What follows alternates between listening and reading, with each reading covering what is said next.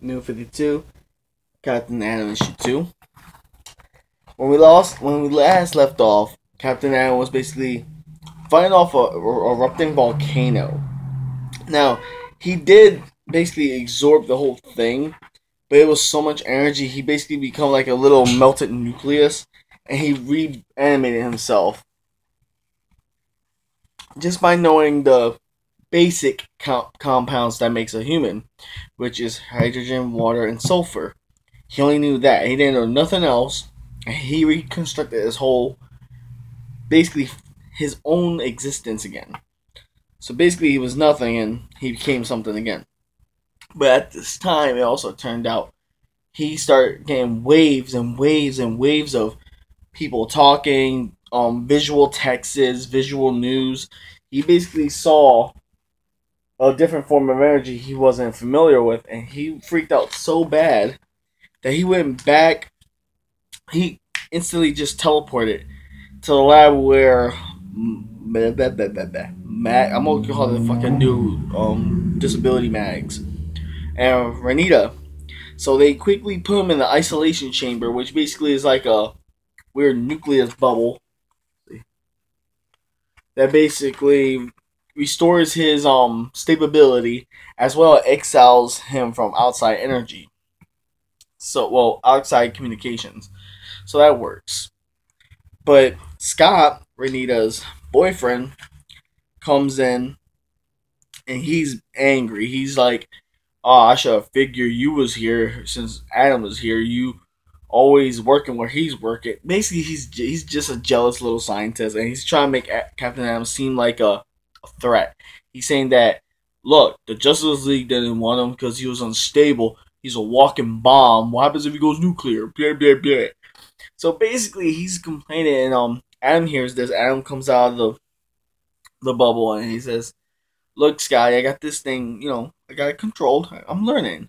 And he says, "Oh yeah, that helps me a lot. What happens if you go nuclear again?" I'm like, to me, when I read this, I'm like, he really didn't go nuclear. He actually absorbed the volcano and all the stuff in it. So yeah, and it turns out Adam quickly adapts to this new form of energy, and he starts scanning, reading, basically hearing everything in the world.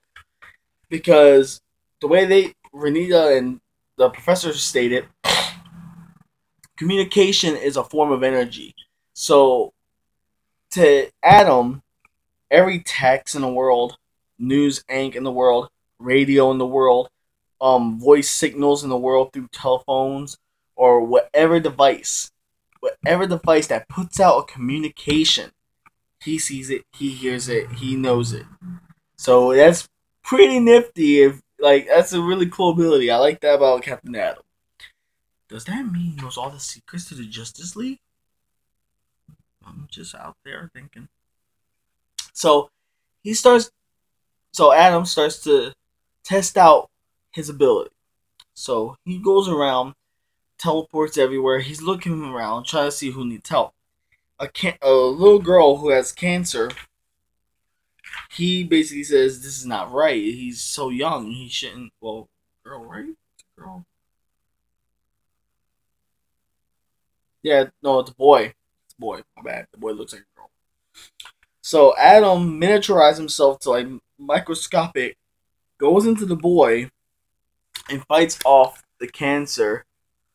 And even though this is a very dangerous act that he did, because I don't know, it just freaks me out what he did. He basically mini nucleared all of the cancer cells, saving the boy. So that was pretty cool. And then we go back to the rat that has Adam abilities, but it looks like he has more different abilities because he looks like he's absorbing and shifting everything he eats. You see the ball that he ate like in the last issue. He's now half dog, half man. So it looks like he absorbs humans and he cooperates it into his new being. So he went from a rat to a dog to a rat dog human like weird anamorph. And that was how they left off. Now, I've been I love Captain Al. I've been reading him since pre-52, before 52.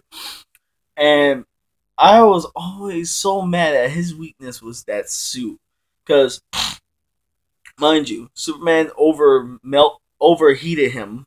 So the suit kind of like melted and he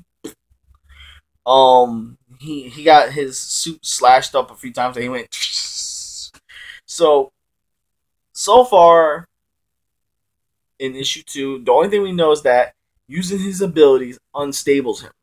That's all we know. That's one of his weaknesses.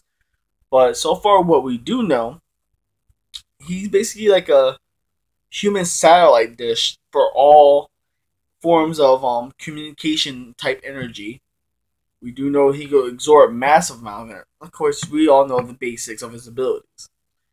So it's pretty cool to see that he has some new tweaks to him. I mean, even Sky made a little joke. He says we should send him to Mars. He looks like an alien. The reason why it's a little funny to me is because Doctor Manhattan went to Mars to build like a fucking machine, so that made me laugh a bit.